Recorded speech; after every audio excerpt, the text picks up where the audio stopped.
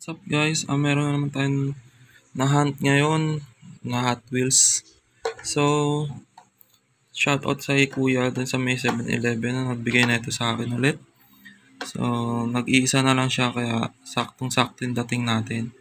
So, itong Hot Wheels na to, ito yung hype na hype ngayon na pinagkakaguluhan ngayon ng mga collector. Ito, papayat ko sa inyo. Yan. Itong Formula 1. Yan, yung Oracle, Red Bull Racing. Sobrang ganda niya rin naman kasi guys. Tingnan nyo kung makikita nyo. Para siyang premium. Kung tutuusin. Kasi ang laki niya. Ang laki ng size niya. Yan. Kaya ang ganda-ganda ng details niya. Yan. Yung details niya dito. Napakaganda. Tapos parang metallic blue pa siya. Yan.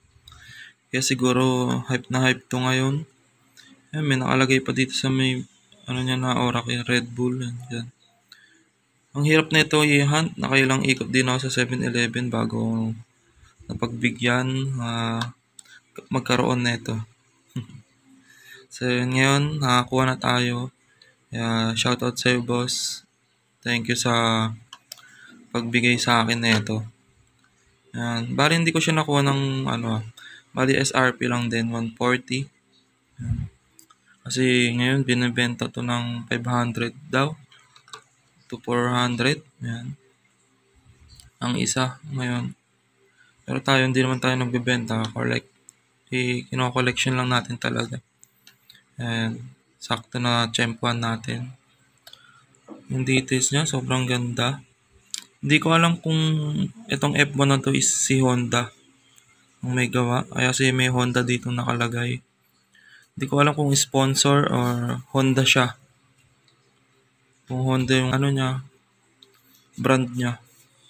Yan. So yun. Yun lang guys. Update ko kayo sa mga next hunt pa natin. Kasi may mga naiwan pa tayo doon sa 7-Eleven. Di natin nakuha. So abangan nyo yun guys. Thank you sa panonood. Yan guys. Pogi talaga na itong Formula 1 na to na pinagkaguluhan ngayon ng mga kolekta. So yan lang guys. Thank you. And subscribe mo na yan.